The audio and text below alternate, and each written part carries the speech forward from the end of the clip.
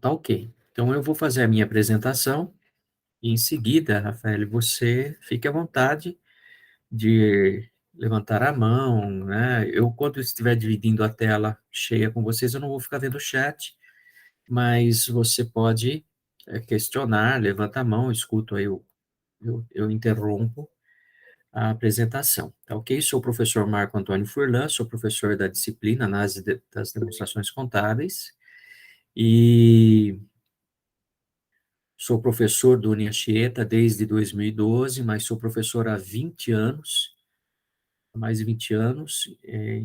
Eu leciono em outras instituições, inclusive no curso de pós-graduação em outras instituições, não só na faculdade, na graduação, mas também na pós-graduação. Sou contador desde 84, 85, eu peguei o meu diploma, então de 85 para cá, vão ser os anos. Eu sou controller hoje, então, além de professor, eu trabalho num grupo de empresas como controller. Sou responsável pela área fiscal, contábil, né? Tenho participação na área financeira, recursos humanos, e tenho essa experiência de profissional na área de contabilidade, mas também como professor do curso de Ciências Contábeis. Sou formado pelo Unianchieta. Então, eu tenho a honra de ser aluno, ter sido aluno do Anchieta, não só na graduação, mas também em pós-graduação do Anchieta. Então, eu aconselho você, Rafael, que está aqui participando, como todos os demais que irão assistir essa aula, fiquem à vontade para, depois dessa graduação, buscar novas graduações ou o curso de pós-graduação no Anchieta, que é excelente, tá ok? Acho que é isso na minha apresentação. Qualquer dúvida, qualquer coisa, nós não vamos conseguir fazer uma apresentação de todo o curso em uma hora, né, um pouco menos de uma hora, 50 minutos. Nós não vamos conseguir apresentar tudo aquilo que é necessário apresentar sobre a análise das demonstrações contábeis. Mas, no link que eu vou deixar, vocês vão ser direcionados ao meu canal do YouTube. Lá temos aulas para outros alunos, para outros cursos, que vocês podem procurar lá do professor Furlan, as aulas específicas de contabilidade, de administração financeira, análise das demonstrações contábeis, para ajudar vocês a entenderem um pouquinho melhor. Tem aulas, né, com participação dos alunos, correção de exercícios. Então, tem muita coisa lá no meu canal do YouTube que vocês podem aproveitar para os estudos de vocês, para a preparação para as próximas disciplinas e para as provas, tá? Bom, vou compartilhar minha tela.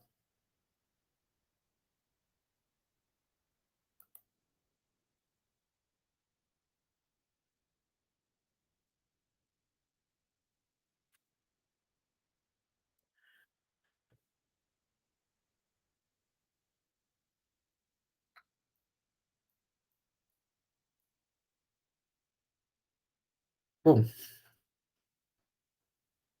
quando falamos de análise das demonstrações financeiras, das demonstrações contábeis, eu tenho que entender que nós estamos inseridos, a empresa está inserida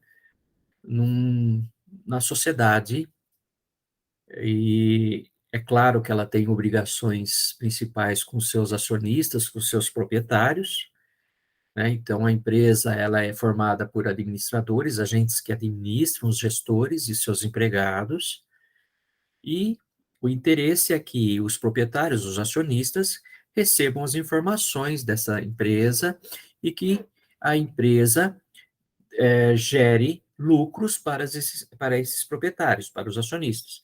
Mas nós não podemos esquecer que a empresa está inserida dentro da sociedade, e na sociedade nós temos agentes financiadores e investidores que têm também interesse mútuo na empresa. Então, as demonstrações contábeis, elas mostram para os financiadores e investidores, por exemplo, para os bancos, fornecedores, clientes, a situação que a empresa tem, a capacidade de pagamento que a empresa possui, os índices de endividamento que a empresa possui, para o governo, a lucratividade o governo tem interesse para arrecadação de tributos. A comunidade, em geral, ela também sofre com o reflexo da empresa. Se a empresa vai bem, a comunidade vai bem. Como assim, professor? A contabilidade é uma ciência social, né? Muitos pensam que é uma sociedade, que a contabilidade é uma ciência exata, mas não é. É uma ciência social aplicada, porque ela está ligada justamente à sociedade. Ela tem uma responsabilidade, tudo aquilo que ela faz, ela gera empregos diretos e também gera empregos indiretos. E muitos membros da sociedade acabam investindo na empresa. Então, essa visão é importante para que nós entendamos por que eu faço análise das demonstrações contábeis. Bom, primeiro eu tenho que pensar que o que é a análise da demonstração contábil, né? Ela representa técnicas, né, onde eu uso a contabilidade para transformar aquelas informações que estão nos seus demonstrativos, nos seus relatórios contábeis, em informação útil para os diversos usuários, para os gestores, para o governo, para todos aqueles clientes, fornecedores, todos aqueles que têm interesse na empresa. As principais práticas que nós temos de análise das demonstrações financeiras são resumidas em três tipos: a decomposição, ou seja, você separa índices, você separa valores e decompõe esses valores, faz uma abertura desses valores para que haja um entendimento dos leitores das demonstrações contábeis com clareza e objetividade daquilo que está sendo demonstrado. A comparação, então eu posso comparar uma empresa com outra, do mesmo segmento, ou de segmentos diferentes, de portes diferentes. Eu posso comparar um período, um ano com outro, para verificar como que a empresa foi. E eu devo entender que a análise nos ajuda a interpretar as demonstrações financeiras, porque é muito difícil fazer a interpretação.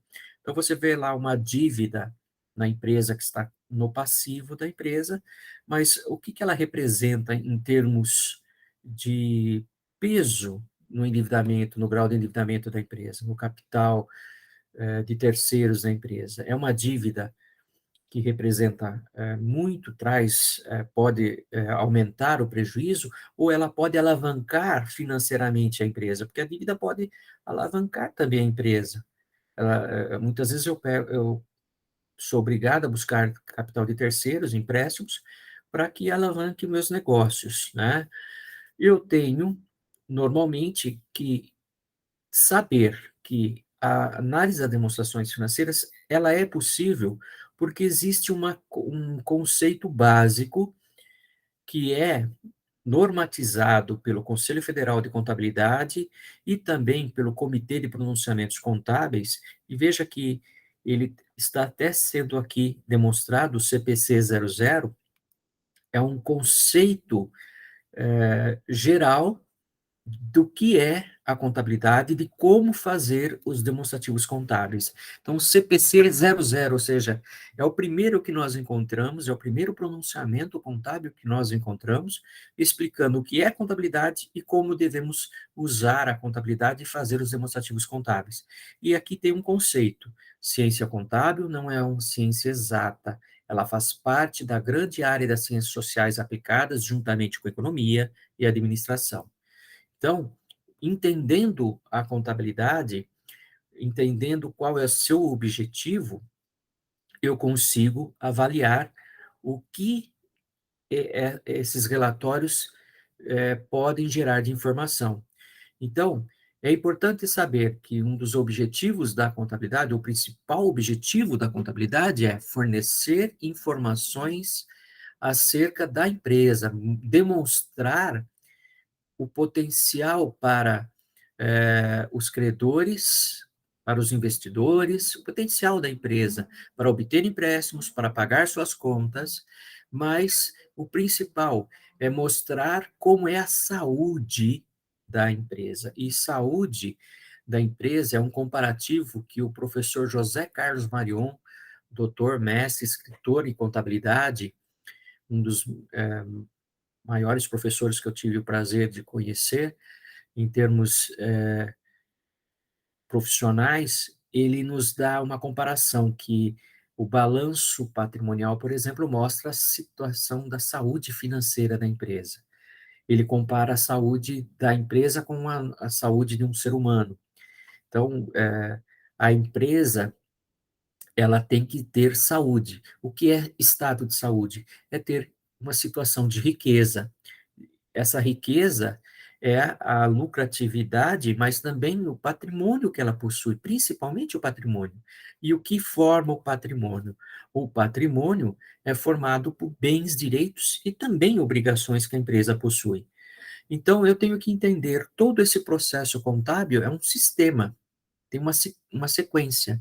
Eu tenho fatos econômicos que acontecem na empresa, então, desde a compra de uma mercadoria, da venda de mercadoria, mas também o gasto de um vendedor num restaurante, o diretor paga um aluguel, e é reembolsado por esse aluguel, desde as pequenas despesas até as maiores receitas que a empresa possui, são fatos econômicos que acontecem na empresa, que através de um processo contábil, ou seja, da escrituração contábil, forma-se as demonstrações financeiras. E essas demonstrações financeiras, ela tem que ter uma qualidade e uma relevância. Qualidade significa as informações têm que ser fidedignas, têm que ser reais, têm que espelhar a realidade da empresa e, e ela tem que ser relevante porque essas informações devem ajudar a tomada de decisões. Então, eu tenho um processo contábil, a escrituração contábil, que junta dados e transforma esses dados em informações, e por técnicas da análise de demonstrativos contábeis, essas informações nos auxiliam à tomada de decisão. Que tipo de tomada de decisão? Eu posso analisar balanço de um cliente e liberar crédito para esse cliente, até um limite de crédito ser estabelecido para esse cliente. Eu posso analisar um balanço para uma licitação, demonstrando a capacidade de pagamento, de liquidez que a minha empresa possui para ter condições de participar de uma licitação pública, por exemplo. Então, há uma série de situações que são interessantes, né? Então, eu devo conhecer aquilo que são as normas contábeis, eu tenho que entender que existe uma padronização e uma harmonização das normas contábeis no Brasil, a harmonização, inclusive, com normas internacionais. Então, para quê? Para que quem é usuário da contabilidade ou dos demonstrativos contábeis, eles devem ter certeza que nós, contadores, temos técnicas, temos normas que devem ser seguidas. Não só regras do exercício profissional, como eu devo lançar as coisas, como eu devo contabilizar as coisas, mas normas éticas. Então, eu tenho normas profissionais de como eu devo agir, a minha ética profissional, a minha responsabilidade, e eu tenho normas técnicas, que são aquelas normas que falam como que eu devo proceder a minha contabilidade, como que eu devo lançar uma venda, uma compra e assim por diante. Então, essas duas regras, essas duas normas, tanto profissional como técnicas, elas se interrelacionam. Eu vou dar um exemplo, um questionamento que é muito comum. Eu estou no mês de junho. Vamos imaginar que chega em dezembro, eu saia da minha empresa e entre outro contador. E eu não assino o balanço, o contador não participou da contabilidade que foi realizada durante todo esse ano. Esse novo contador, ele não deveria, por ética, por código de norma profissional, assinar um balanço onde ele não teve participação profissional. Ele não teve a sua participação. Então, ele não pode assinar a contabilidade que foi feita e realizada por outro profissional da área. É como se um engenheiro que construísse um prédio desse a planta para o projeto para outro engenheiro assinar. Se ele é o responsável técnico, ele tem que assinar. Se eu sou o responsável técnico, a contabilidade tem que ser assinada pelo contador, que é o responsável técnico. Então, isso garante para aquele que é usuário da contabilidade que as regras estão sendo seguidas. E eu tenho um conjunto de demonstrações financeiras, eu tenho a demonstração do resultado do exercício, onde eu mostro ali o resultado de cada período, onde das vendas se subtraem seus gastos, né, eu tenho receitas, onde são subtraídos os gastos, e aí eu tenho o resultado do período. Tenho o balanço patrimonial, que mostra o ativo, bens e direitos, o passivo, as obrigações, e o patrimônio líquido, que é o capital próprio, o capital investido pelos proprietários. Eu tenho notas explicativas que são obrigatórias para todas as empresas, essas notas explicativas feitas pelo contador ajudam ao entendimento do que está sendo feito, aquilo que é relevante ser informado aos leitores das demonstrações contábeis. Tenho demonstração do valor adicionado do período, que mostra a situação da divisão de riquezas que a empresa produz para o governo, para os sócios, para os empregados, para a sociedade como um todo.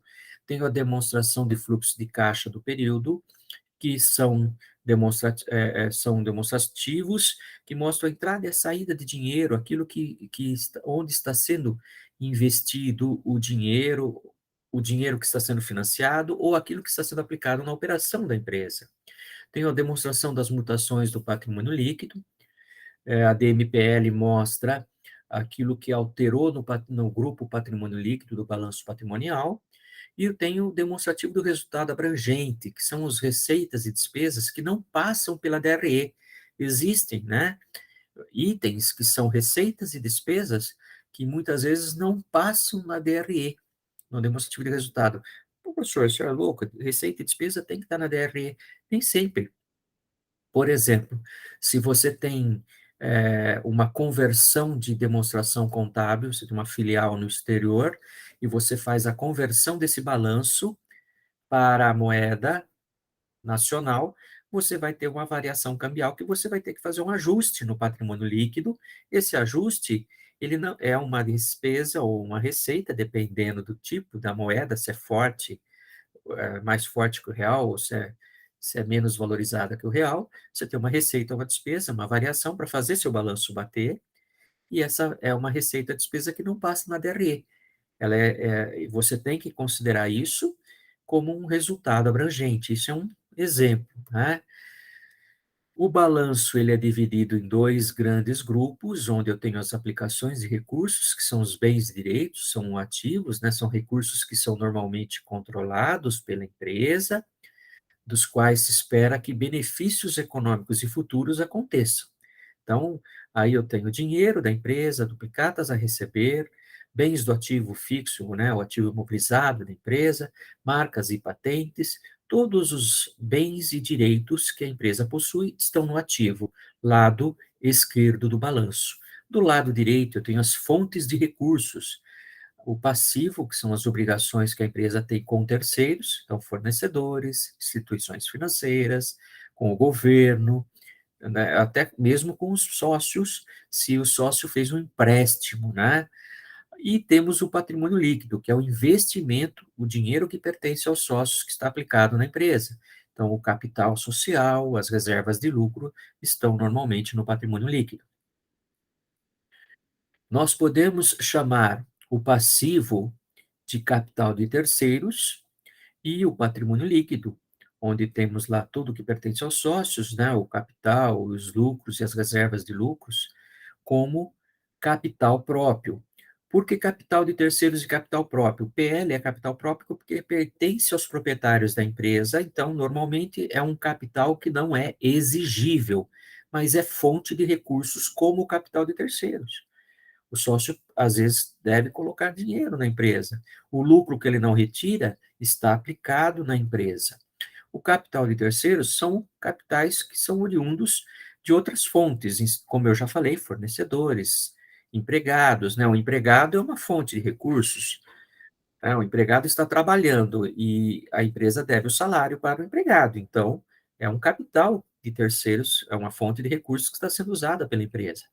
A somatória do capital de terceiros com o capital próprio forma o que nós chamamos de estrutura total de capital da empresa ou capital total à disposição que a empresa possui, que são as fontes de recursos para termos bens e direitos. Então, o balanço patrimonial, ele é subdividido em dois grandes grupos, ativo e passivo, ativo do lado direito, passivo do lado, perdão, ativo do lado esquerdo, passivo do lado direito. O ativo é separado em dois grandes grupos, ativo circulante, são bens e direitos, aquilo que tem uma conversão, ou é dinheiro já propriamente dito, ou é algo que um direito ou um bem que se converte em dinheiro rapidamente, ou seja, de 360 dias. O ativo não circulante são bens e direitos que se convertem em dinheiro a longo prazo, né? Então, nós temos o ativo realizável a longo prazo, ou são aqueles valores que são considerados permanentes para a empresa, que tem uma característica de não vendável, por exemplo, investimentos, imobilizado, que é o ativo fixo, e marcas, patentes, que são os intangíveis. Do lado direito, nós temos o passivo circulante, que são as dívidas a curto prazo, passivo não circulante, dívidas de longo prazo, e o patrimônio líquido, que são as dívidas que a empresa possui para com o sócio, é o capital investido do sócio na empresa. A demonstração do resultado, ela é receita menos os custos e despesas, ela tem esse sentido de demonstração dedutiva, vertical, sentido vertical dedutível, onde eu saio das receitas, normalmente receitas operacionais de vendas, menos os custos e despesas, mas no meio dessa demonstração de resultado, eu posso ter outras receitas, tais como receitas financeiras, receitas que não são propriamente ditas oriundas do processo do objetivo social da empresa. Essa DRE, normalmente, ela é feita por um período, né, normalmente 12 meses. Há empresas que, por obrigação da lei das SAs, devem publicar seus demonstrativos trimestralmente ou divulgar trimestralmente os seus resultados para que os seus investidores vejam a situação, né? Isso é o caso das empresas, da sociedade por ações e capital aberto, quando as ações são negociadas na bolsa, e é fundamental que a empresa é, apure os seus resultados e apresente para os acionistas.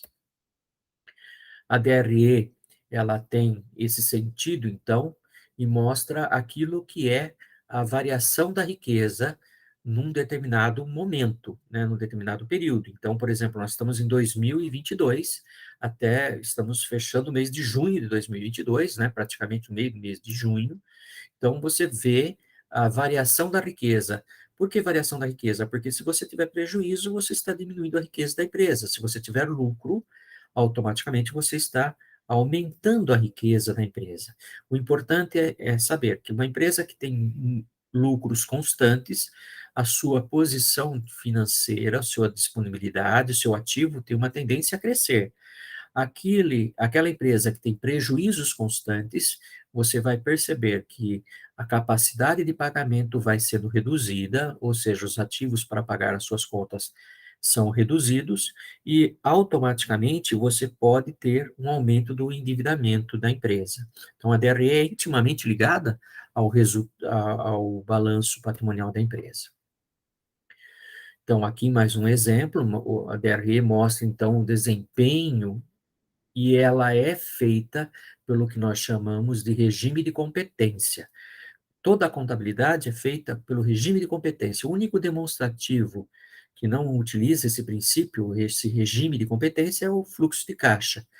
Os demais demonstrativos é o regime de competência. Significa o quê? Que independente de eu receber as vendas, eu devo lançá-las. Se eu receber ou não as vendas, elas têm que ser lançadas quando elas acontecem. Quando acontece uma receita de vendas? Quando a mercadoria sai da minha empresa e é entregue e enviada para o cliente. Quando acontece uma despesa? Eu posso ter energia elétrica do mês de maio, eu recebi a fatura agora em junho, mas a energia elétrica foi gasta em maio. Então, eu tenho que lançar a energia elétrica em maio. Independente se eu paguei ou não, ela vai estar ali. Meu salário, eu trabalhei no mês de junho, vou receber em julho só, lá no começo de julho. Mas quando que eu contabilizado o meu salário como despesa?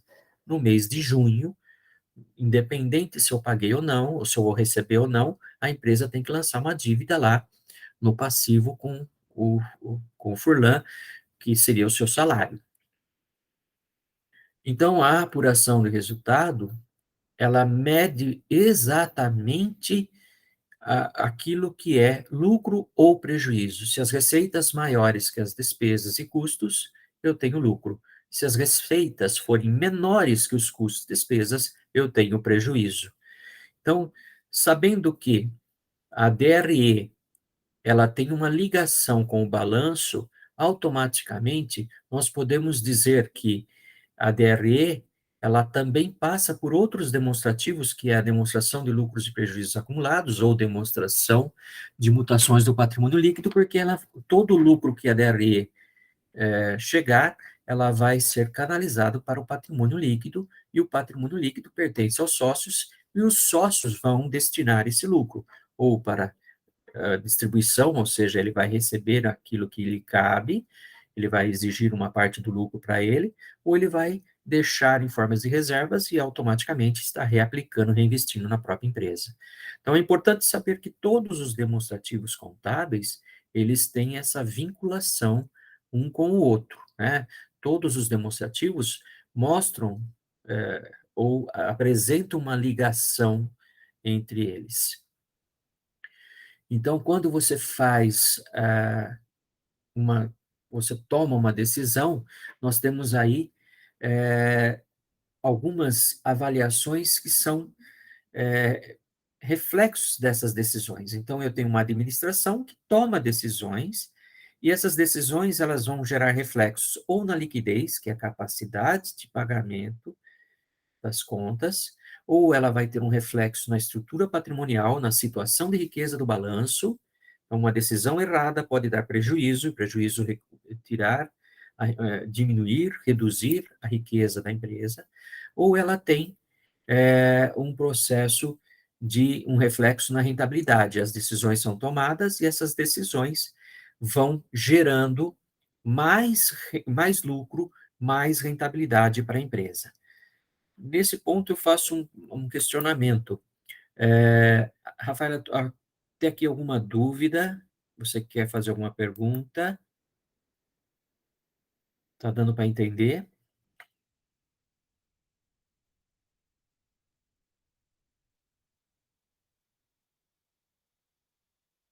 Então, tá ótimo. Qualquer dúvida, você me questiona, tá bom? Bom, eu tenho que conhecer e reconhecer que os usuários da análise das demonstrações financeiras, eles são de dois tipos, internos e externos. A análise da demonstração financeira externa normalmente é realizada por profissional que tem interesse na situação econômica e financeira da entidade.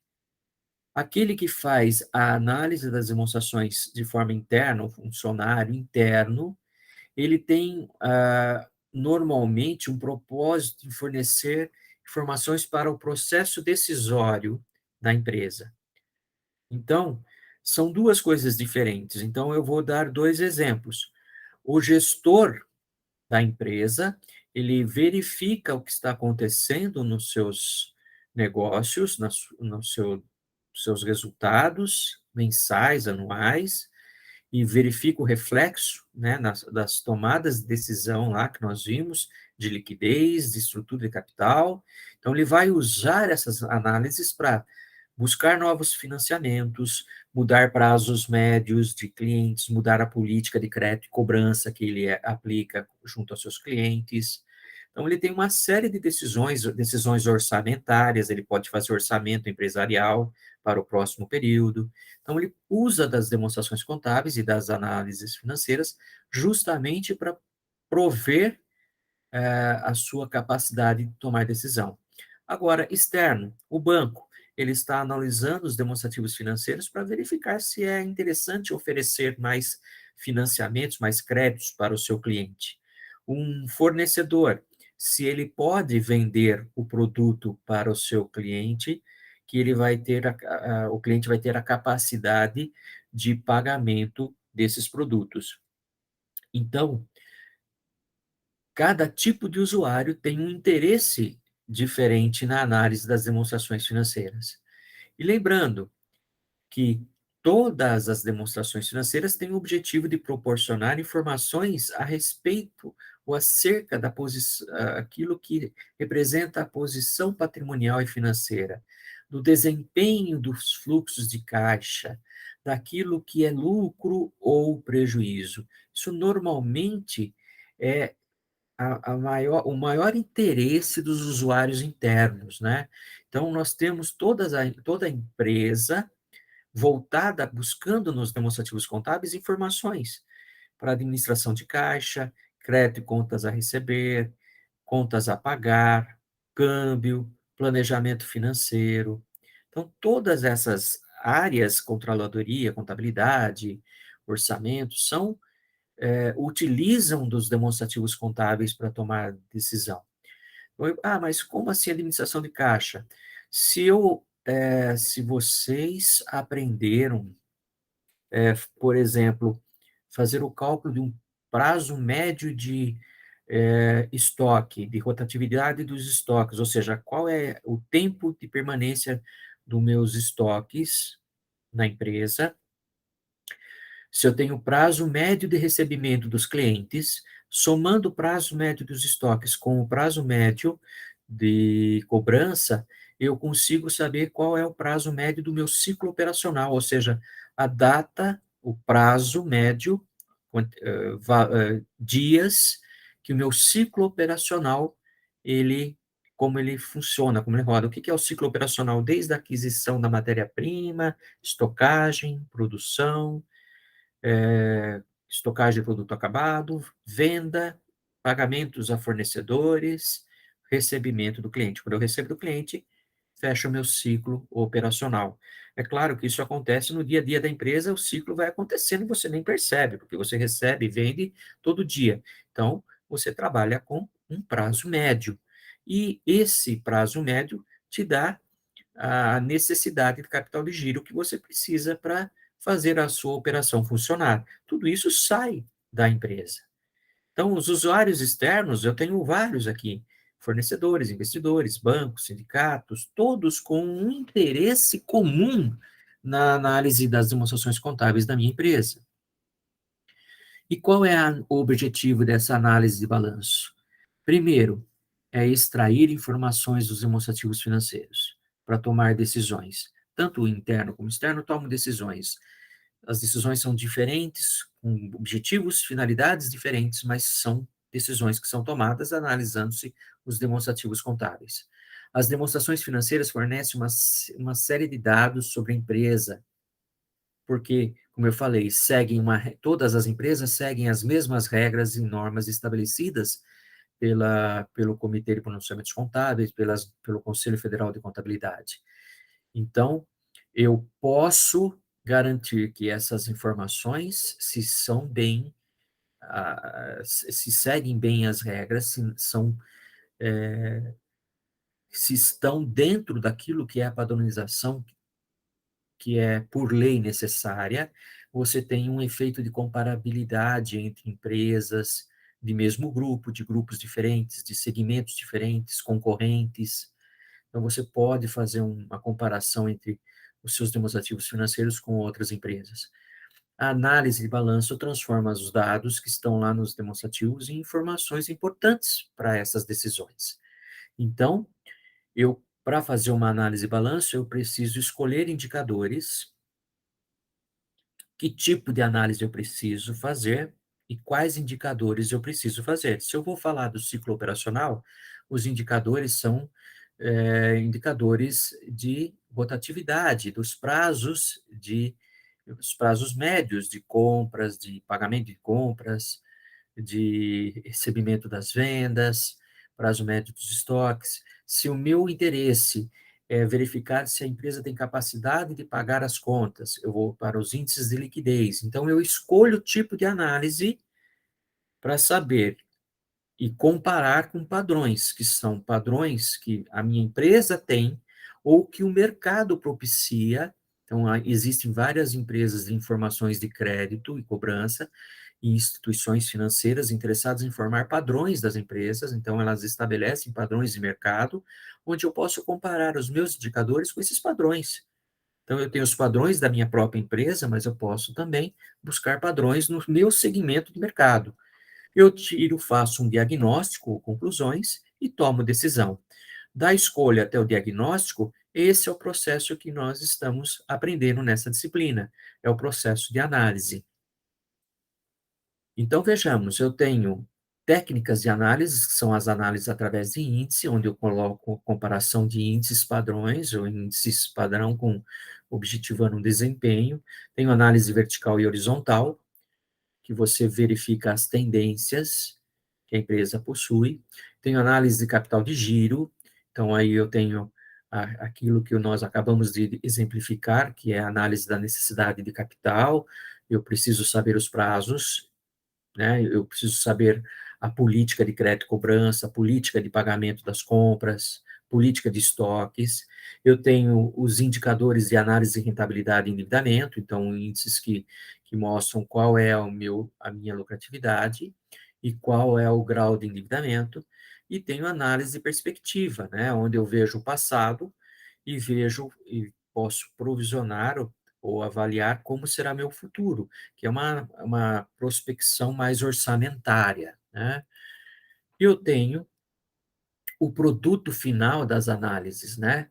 Eu tenho uma situação financeira, uma situação econômica, eu tenho desempenho, tenho tendências e perspectivas e posso criar um quadro evolutivo ou involutivo, né? Se for prejuízos, você vai ter uma situação que começa a regredir. Então, a empresa pode estabelecer um gráfico da sua evolução como empresa. Então, a análise vertical e horizontal, como eu falei, estuda as tendências. Os índices de liquidez estudam a capacidade de pagamentos. Os índices de solvência medem a extensão das dívidas, o financiamento e aquilo que causa no resultado da empresa. Os índices de lucratividade são as margens de rentabilidade que nós chamamos. Eu transformo o meu lucro em um percentual. Porque você pode perguntar assim, mas por que eu faço isso? Simples. Se eu tenho uma empresa que fatura 100 mil e ela tem custos e despesas 50 mil, ela tem um lucro de 50 mil, ela é lucrativa, teve 50 mil de lucro. Mas eu tenho uma empresa que faturou 1 milhão, no mesmo segmento. Quer dizer que ela faturou 10 vezes mais que a primeira empresa, mas ela teve custos de 800 mil. Significa que o lucro dela foi 200. Então, veja, você vai dizer assim, qual empresa é maior? A empresa que faturou 1 milhão, a outra que faturou 100 é menor. Tudo bem, eu concordo com você. O porte da empresa que faturou 1 milhão pode ser maior, realmente. Mas qual é a empresa mais lucrativa? Com certeza, se você transformar em percentual, a primeira empresa tem 50% de lucro, de margem de lucratividade. A segunda, como obteve um lucro de 200 mil, ela tem apenas 20%. Então, apesar de ser maior, a lucratividade da primeira, que é menor, a lucratividade foi muito mais interessante. Foi 50% do seu faturamento, enquanto a outra foi 20%. Ah, mas em valores, isso, a perspectiva de valores monetários, é claro que muda. Você olhando o valor, muda. Né? A outra é mais rica, professor, ela tem mais caixa, mas ela está sendo menos eficiente na administração dessa riqueza, lucrando menos que a primeira. Então, essa perspectiva que nós temos que entender quando eu faço análise de índices de rentabilidade. Então, quando você fala do retorno sobre investimento, você faz do ROI, você está falando da decomposição dos elementos que influenciam na determinação da taxa de rentabilidade. Então, a rentabilidade sobre investimento feito, né? No outro índice, no ROE, né, ROE, ele mede a capacidade que uma empresa tem de gerar valor ao negócio e aos investidores, com bases nos recursos da própria empresa possui. Então, são vários os indicadores que eu possuo, e cada indicador tem uma finalidade, né? Então, todas esses cálculos, essas referências, vocês podem encontrar nessa bibliografia, nessas referências bibliográficas, nesses livros que são tradicionais, mas não se esqueça, você tem uma biblioteca virtual, uma biblioteca no Unianchieta, onde você tem vários e-books que você pode buscar e fazer pesquisas, não necessariamente desses autores, mas com outros autores de renome, outros livros muito interessantes, onde vocês vão buscar informações sobre cada uma dessas análises. Até aqui, Rafael, você tem alguma dúvida? Eu tenho, eu vou, ou posso ir mais adiante? Tranquilo?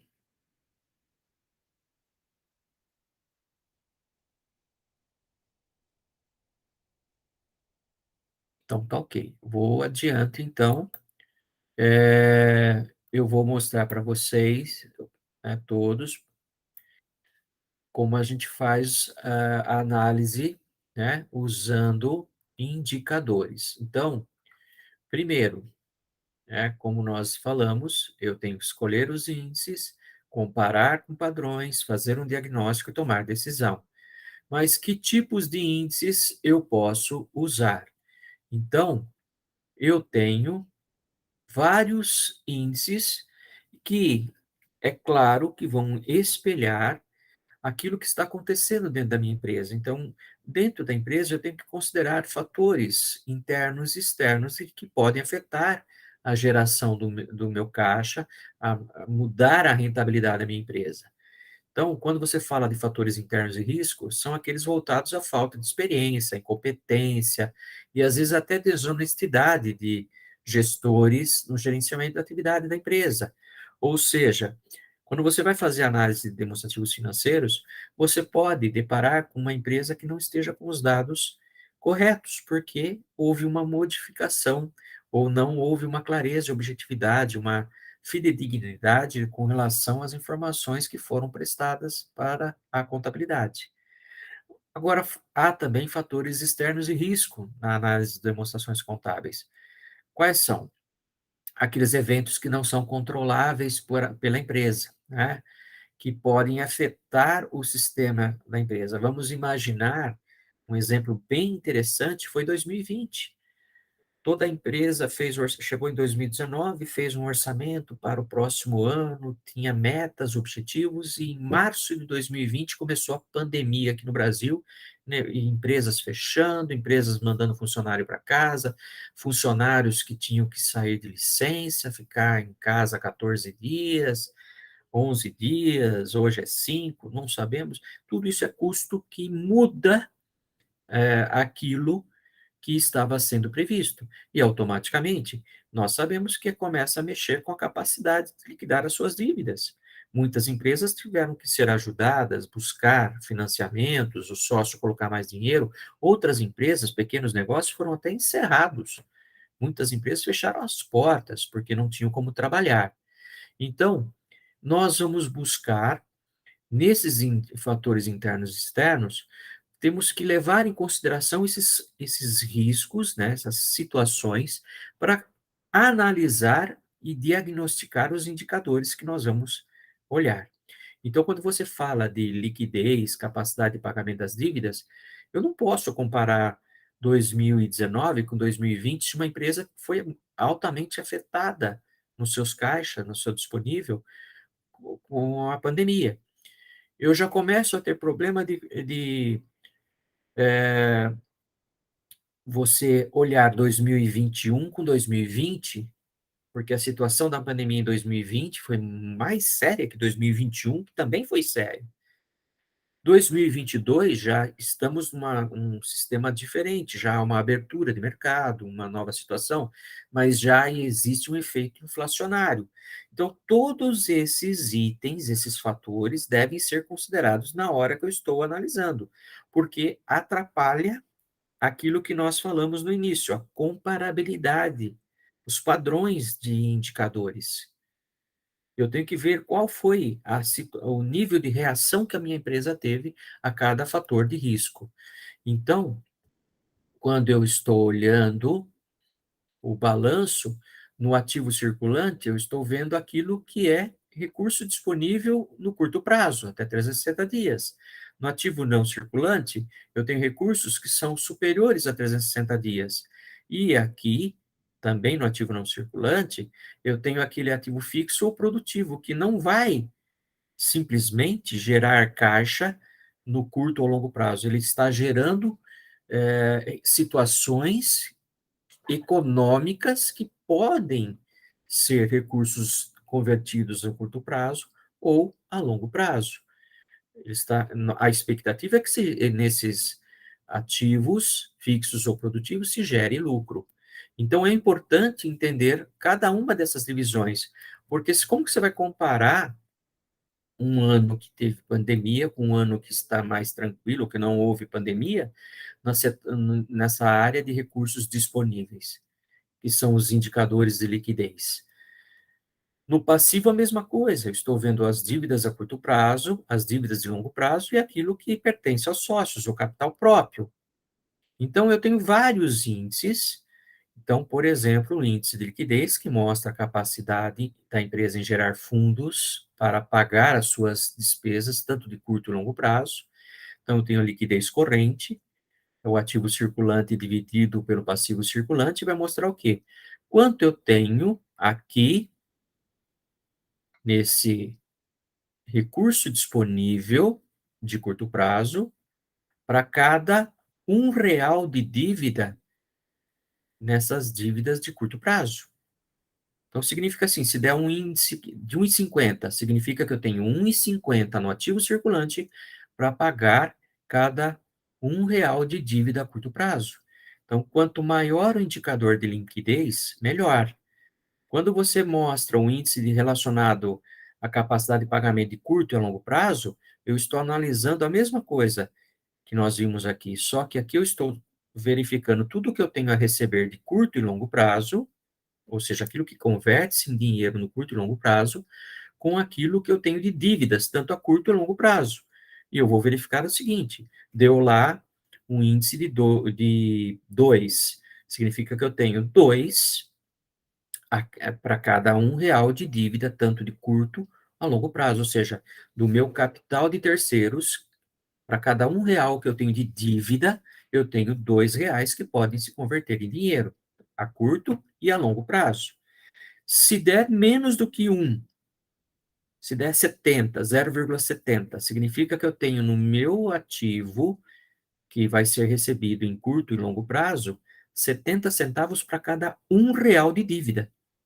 Então, significa que eu tenho de recursos financeiros disponíveis ou que se poderão transformar em disponíveis, não paga R$ 1 de dívida que eu tenho. Então, isso é preocupante. Então, quanto maior o índice de liquidez, volto a repetir, melhor, né? O liquidez seca. Se eu, por exemplo, do meu circulante, tirar os estoques, eles não serem considerados vendáveis, quanto sobra no circulante para pagar as dívidas a curto prazo? Então, olha que informação importante para se medir a capacidade de pagamento. O índice de endividamento total. Se eu tenho aqui o passivo mais o exigível a longo prazo, que é o passivo não circulante, ou seja, o passivo a curto prazo, que é o passivo exigível a curto prazo, com o passivo exigível a longo prazo, que é o passivo não circulante, dividido pelo ativo total, ou, se você se lembra, né, como aluno de contabilidade ou de qualquer curso que tenha conhecimento sobre demonstrações contábeis, o total do ativo e do passivo são iguais. Então, se eu tiver dividindo o passivo mais o exigível a longo prazo, ou seja, o passivo circulante mais o passivo não circulante dividido pelo ativo total, significa quanto eu tenho de capital de terceiros sobre o total de dívidas que eu tenho. Então, qual é a minha estrutura de capital? Então, vamos imaginar que eu tenha no meu ativo total, eu tenha 2 milhões. E eu tenho de dívidas, eu tenho 700 mil, tanto de curto e longo prazo, somado, passivo circulante e não circulante, 700 mil. 700 mil dividido por 2 milhões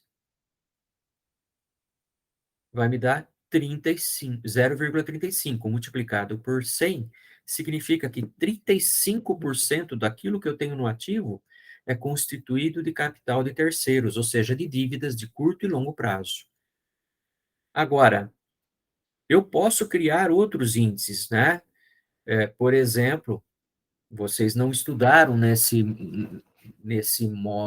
3 módulos que vocês viram, mas eu posso buscar só as dívidas de curto prazo nos bancos junto a instituições financeiras. Se eu dividir pelo passivo circulante e multiplicar por 100, eu posso ver quanto de capital de terceiros de curto prazo, ou seja, das dívidas que eu tenho de curto prazo, quanto representa percentualmente com relação ao banco, a instituições financeiras. Porque lá no passivo eu tenho fornecedores, tenho salários, tenho governo, né, os impostos a pagar, tenho várias coisas a pagar, mas eu quero saber quanto representa do total de dívidas junto ao banco, quanto que é que representa no curto prazo. Então, eu posso criar indicadores que são de interesse para a empresa. Eu não posso ficar preso aos indicadores tradicionais somente, né? Então, eu posso criar um endividamento bancário só bancos, o mesmo que eu fiz aqui, que é o capital de terceiros, quanto representa, eu posso saber quanto do capital de terceiros representa só os empréstimos bancários. Quanto o meu ativo foi financiado por capital bancário. O imobilizado, quanto eu gastei, né, do total de recursos que eu tenho, que é o patrimônio líquido e os exigíveis a longo prazo, quanto de estrutura de capital de sócios, mais de dívidas a longo prazo, geraram imobilização, bens que são lá para a minha produção. Então, eu crio vários indicadores. Índices relacionados à rentabilidade, o resultado operacional, o resultado líquido e as despesas financeiras, divididos os 3 resultados que o meu demonstrativo de resultado apresenta, dividido pela receita líquida de vendas, multiplicado por 100, me dá um percentual que representa o lucro operacional, o lucro líquido. Se eu tenho despesas financeiras, quanto que as despesas financeiras representam das minhas vendas, quanto que eu estou sacrificando do valor das vendas para pagar despesas financeiras. Se eu aqui descobrir um percentual de resultado líquido, a margem de lucratividade líquida é o percentual, quanto das minhas vendas está sobrando de lucro líquido na minha empresa. Então, esses indicadores mostram cada uma situação, né? Então, eu tenho aqui o ROI, né, que é o retorno obtido com o investimento, o lucro líquido dividido pelo patrimônio líquido. Então, mostra quanto que o meu investimento, quanto que o sócio investiu, quanto que esse investimento está gerando de lucratividade, de rentabilidade para ele mesmo. Se o lucro pertence aos sócios e o patrimônio líquido é o investimento que o sócio fez na empresa, quanto que esse investimento está recebendo de retorno? É um indicador que você, ao multiplicar por 100, você transforma em percentual. Os índices de liquidez, você não converte em percentual. É o número que der. 0,70 ou 1 ou 2, como eu falei, é como se fosse um valor. Agora, os índices que são de endividamento, os índices de rentabilidade, normalmente nós apresentamos em forma de percentual, por isso vocês verificam que está sempre multiplicado por 100. Os índices de rotatividade mostram a eficiência da empresa. Então, se eu tenho aqui estoques vezes 360 dias para representar um ano comercial, dividido pelo custo das mercadorias vendidas ou compras, tá? Você vai ter aqui um índice de rotatividade, tá ok? Só me desculpem aqui que esse índice não deveria estar aqui marcado, multiplicado por 100, tá? Deixa eu até tirar aqui para vocês. Você não precisa, né, multiplicar por 100. Então, esses índices vão te dar uma quantidade de dias que você tem para efetivamente ver a rotatividade dos estoques, ou seja, a idade dos estoques, a idade média, quanto tempo o estoque fica na sua empresa. É claro que quanto menor esses dias, melhor para você. Significa que você está vendendo mais. O índice de rotatividade das duplicadas a receber também é outro indicador que vai mostrar para vocês, se você dividir duplicatas a receber pelas receitas líquidas e vendas e multiplicar por 360 dias, você vai ter aí a quantidade de dias médias da sua cobrança. Também, quanto menor esse prazo médio de cobrança, melhor para você. Por quê? Você está recebendo mais rapidamente, o dinheiro está entrando mais rápido, e você pode financiar suas operações com o dinheiro que está entrando dos seus próprios clientes. Quanto aos fornecedores, pagamento, fornecedores dividido por compras vezes 360 dias, você tem aí o prazo médio de rotatividade dos fornecedores, ou seja, o prazo médio de pagamento das compras. O que isso fornece? Quanto maior o prazo, melhor, porque você está deixando de pagar, não deixando de pagar, mas prolongando o seu vencimento e você tem mais condições de trabalhar com o seu fluxo de caixa. Então, aqui vocês vão receber, eu vou deixar para o professor, essa tabela de índices, para que vocês tenham aqui condições de entender cada um deles e que situação que é melhor ou pior em cada um desses índices, o que ele demonstra, tá? E para encerrar, e deixar aberto para questionamentos, né, porque eu já estou, vai completar 1 hora desta aula, eu só quero apresentar a análise horizontal e vertical, que foi uma das unidades que foi apresentada para vocês, que é importante você ver, né? A análise horizontal e vertical, elas são comparações de valores num determinado período ou em valores de um período com outro. Então, a análise vertical, a finalidade dela é facilitar na análise da estrutura da demonstração do resultado do exercício ou do balanço patrimonial. Você vai comparar um valor de uma conta com outra conta. Então, por exemplo, na análise vertical do balanço, você compara os itens, as contas do ativo com o ativo total. Então, você verifica quanto que o ativo circulante representa do ativo total, quanto caixa representa do ativo total. Então, você transforma cada conta contábil do balanço patrimonial num índice que representa o quanto ele representa do ativo total. Mesma coisa do passivo. Na demonstração do resultado, você estará comparando todos os itens da demonstração do resultado com a receita líquida de vendas. Na análise vertical, ela facilita a avaliação da estrutura das demonstrações financeiras do balanço patrimonial da DRE, né? Então, todos eles vão ser apresentados em forma percentual. Então, aqui é um exemplo, né? Eu tenho ativo circulante, o realizável a longo prazo, e aqueles itens que nós chamamos de permanentes, que formam um ativo de 1.233, aqui somando os três. Então, quanto que o ativo circulante representa de 1.233? Então, ele representa 13,22. Eu divido 163 por 1.233, multiplico por 100 para converter em percentual. Então, ele representa 13,22. Aquilo que eu tenho para receber a longo prazo, bens e direitos de longo prazo, 958 dividido por 1.233 vezes 100, representam quase 78% do meu ativo. E o ativo permanente, aquilo que é imobilizado, intangível, investimento, 112, representam 9,08%.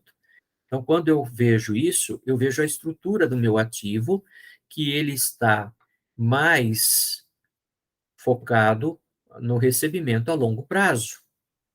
O que eu tenho de curto prazo é apenas 13%. Então, significa que eu tenho uma preocupação. Minhas compras, meus pagamentos também têm que ser convertidos para o longo prazo. Senão, se a maior parte da minha análise vertical no passivo der como passivo circulante, ou seja, dívidas a curto prazo, eu vou ter problemas para pagar, porque os meus recursos se convertem em dinheiro, a maior parte a longo prazo. Então, a análise vertical serve para isso. A análise horizontal, ela vê o horizonte, ela compara um período com o outro. Então, normalmente, você pode fazer uma conta bem simples, o valor do ano atual, ou seja, o mais recente, o ano base. Então, vamos imaginar que você esteja pegando o balanço de 2021, vai comparar com 2020. Então, 2021, né, os valores de 2021 são divididos pelo valor do período anterior, que seria 2020, e você multiplica por 100. O que você está fazendo? Você está verificando qual é a variação percentual de um período para o outro, né?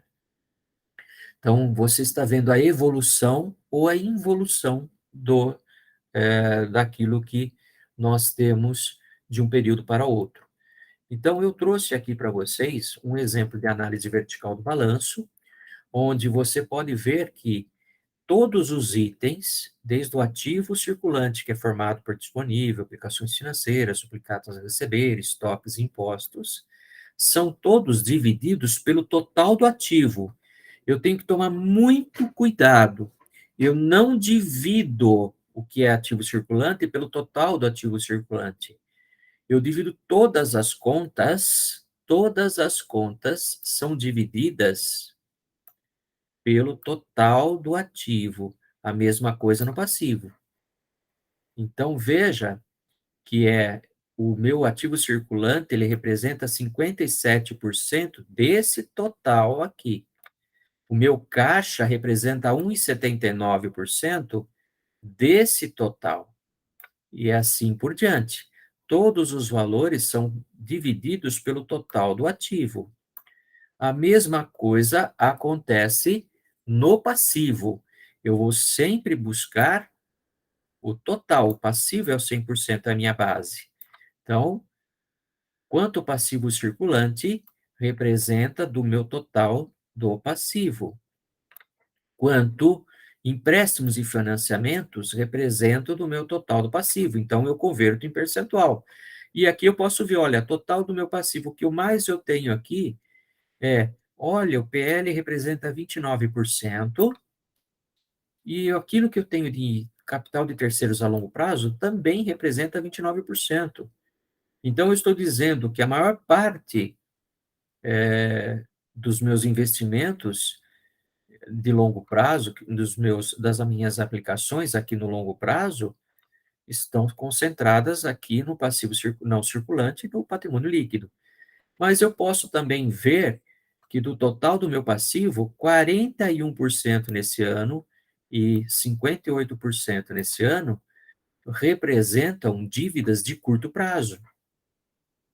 Então, eu tenho que alinhar essa situação com a análise que eu tenho aqui. Eu não posso ter mais realizável a longo prazo do que ativo circulante, porque senão eu não pago essas dívidas a curto prazo aqui. Ah, mas como que eu posso saber? Daí você pode também usar casado com o índice de liquidez. Então, se eu pegar a liquidez corrente, 2.954, esse ativo aqui circulante, 2.954, 215, dividir por 2.102.391, eu tenho 1,40. Significa o quê? Para cada R$ 1 desse passivo circulante, eu tenho 1,40 no ativo circulante. Ou seja, eu pago R$ 1 de dívida, a curto prazo ainda sobra 40 centavos. Mas eu tenho que lembrar, olha, cuidado, eu tenho coisas aqui que eu não pago, eu não transformo em dinheiro assim da água para o vinho, né? Não é automático. Eu tenho que vender o estoque para. Então, eu posso tirar o estoque. Se eu tirar o estoque, 2.954, 215 menos 799,889, se eu tirar esse estoque, eu tenho 2.154.326. Se eu dividir pelas dívidas de curto prazo, 202.391, eu tenho 1,02, ou seja, eu tenho quase R$ 1 para pagar R$ 1 de dívida a curto prazo. Me sobra 2 centavos. Então, esse tipo de análise, casada entre análise vertical, análise horizontal, os índices de capacidade de pagamento que são de liquidez, é o que nós fazemos. A análise horizontal, eu sempre vou buscar um ano contra o outro, então o ano 1, o ano anterior e o ano atual. Então, veja, eu vou pegar 6,027,558, que é a minha receita operacional líquida, e vou dividir por 4.990.907. Então, ao dividir, você vai chegar em 1,2077. Se você multiplicar por 100, você transforma em 121%.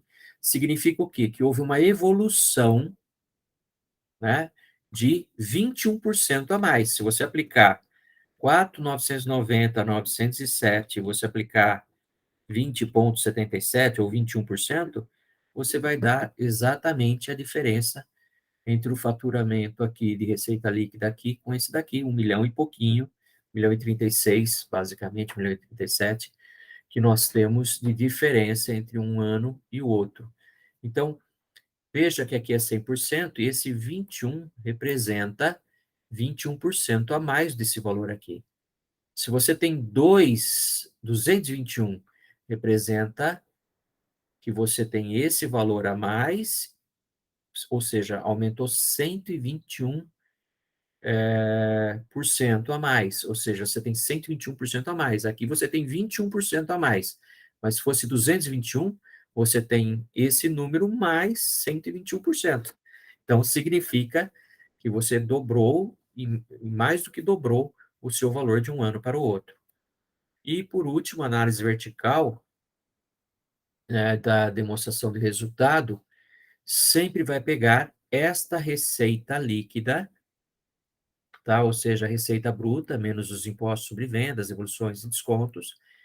Todos esses indicadores, todos esses números dividem pela receita, tanto os que estão antes como os que vêm depois, dividem pela receita líquida. Então, por exemplo, eu quero saber o 99 mil que nós temos aqui de lucro, quanto ele representa. Inclusive, é a margem líquida de rentabilidade, né? A rentabilidade líquida. 99 mil dividido por 223 mil. Você vai chegar em 44,39, 0,4439 multiplicado por 100 para transformar em percentual, 44,39% é a sua margem líquida.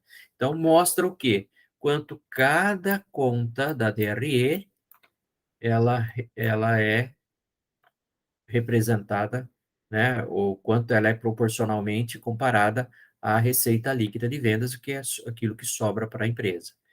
Então, veja que o custo da mercadoria vendida, ele representa 10,76% da receita líquida. O lucro bruto representa 89,24% da minha receita líquida de vendas. Então, era isso que eu teria para mostrar para vocês nessa breve aula. É claro que eu não tenho condições de apresentar mais do que isso, toda a avaliação das análises de demonstrações financeiras em 50 minutos, uma hora, né? Mas esse material vai ser disponibilizado, tá? Como você perguntou, né? Eu estarei disponibilizando esse material.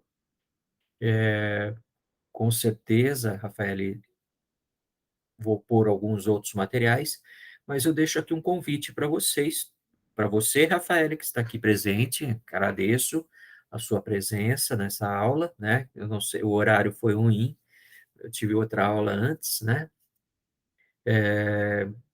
Agradeço a sua presença, mas eu faço um convite para você e para todos os seus colegas de turma, que lá no meu canal do YouTube você tem uma aula também de análise de demonstrações financeiras, que é a revisão que foi feita há 2 meses atrás, um mês ou dois atrás, do mesmo para uma mesma turma que uma turma anterior à de vocês, vamos dizer assim, estava no mesmo curso, no EAD, tem uma aula de revisão e lá eu mostro, eu fiquei mais tempo, né? Fiquei quase 2 horas conversando, eu mostrei um exemplo utilizando as demonstrações de resultados, indicadores, o balanço patrimonial.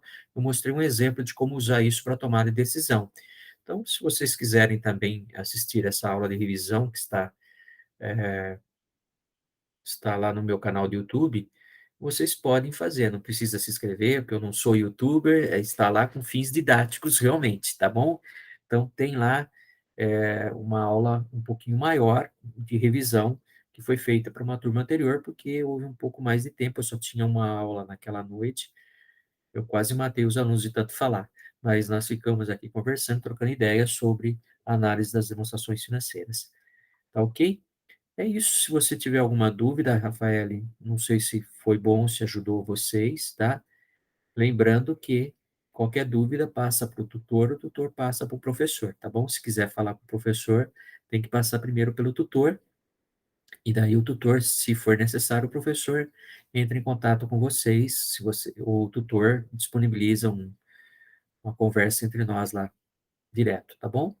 Se tiver alguma dúvida, se não tiver, eu encerro a aula por aqui.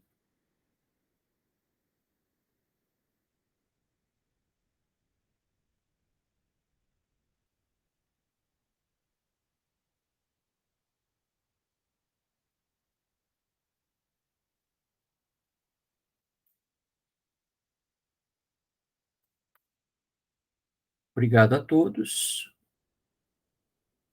Boa prova, bons estudos para todos.